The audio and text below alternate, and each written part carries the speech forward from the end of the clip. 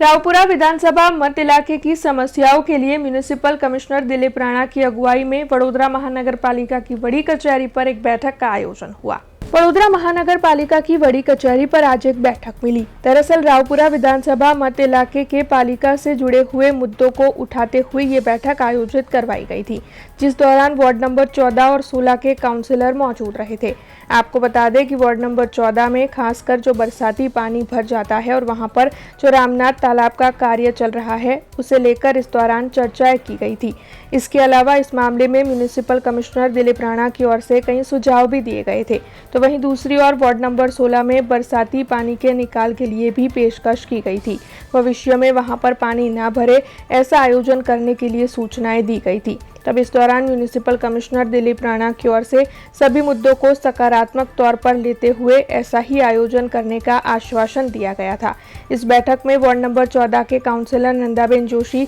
सचिन पाटड़िया, जेलम चौकसी, हरीश जिगर, ward number 16 के स्नेहलबेन पटेल और अन्य अग्रणी मौजूद रहे थे। आज सवारे इलेक्शन वॉर्ड नंबर 14 में जो वरसादी पानी भराय छे एनी माटेनी विजिट અને રામનાથ તળાવનું જે કામકાજ ચાલે છે એની માટેની વિઝિટ ગુજરાત વિધાનસભાના દંડક અને રાવપુરાના ધારાસભ્ય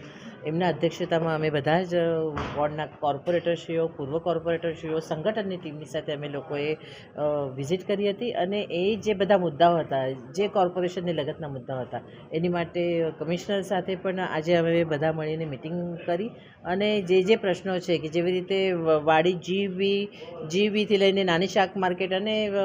આ વિમલ બેકરી આ જે રસ્તો છે ને એના એ જે કાસ આવી છે તો એ કાસ તોડીને સાફ કરવી, આગળ જર્જરિત મકાનો આવે છે, જર્જરિત કાસ છે એને કેવી રીતના શું કરવાથી એ કાસ સાફ થશે એનું અમે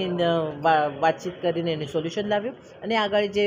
500 મીટરની કાસ છે એ પણ તોડીને સાફ કરવાનો અહીંયા અમે નક્કી કર્યું છે। સાથે સાથે આ કાસ સાફ કરીને રામનાથ તળાવનું જે કામકાજ ચાલે છે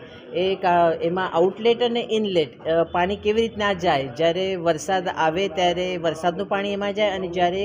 વરસાદ ન હોય ત્યારે એ પાણી ત્યાં આગળ બીજું પાણી પણ ત્યાં આવીને તળાવ ભરેલો રહે એવી રીતના આઉટલેટ ને ઇનલેટ કેવી રીતે પાણી રહે અને એની પરફોરિંગ વેલની પણ વ્યવસ્થા કરવામાં આવી। આ બધી ચર્ચા થઈ છે અને આગામી દિવસોમાં ઇલેક્શન વોર્ડ નંબર 14માં જે પાણી ભરાય છે એ પાણી ભરાવાનું પ્રશ્નનું સોલ્યુશન આવે એની માટે આ સંકલન હતી અને સારી રીતે ચર્ચા કરીને એની સોલ્યુશન આવશે અને આગામી દિવસોમાં કામકાજ શરૂ થશે। માન્ય રાવપુરા વિધાનસભાના ધારાસભ્ય બાળુભાઈ શુક્લા દ્વારા કમિશનરશ્રીની મુલાકાતનું આયોજન કરવામાં આવ્યું હતું અને જે વરસાદની અંદર જે પાણી ભરાય છે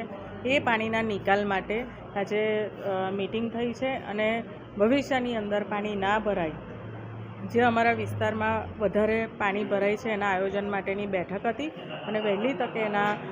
કામો શરૂ થશે એવી ખાતરી આપી છે કમિશનરશ્રીએ। हमसे जुड़े रहने के लिए हमारे YouTube चैनल को सब्सक्राइब करें और नई वीडियो की नोटिफिकेशन के लिए बेल आइकॉन को दबाएं।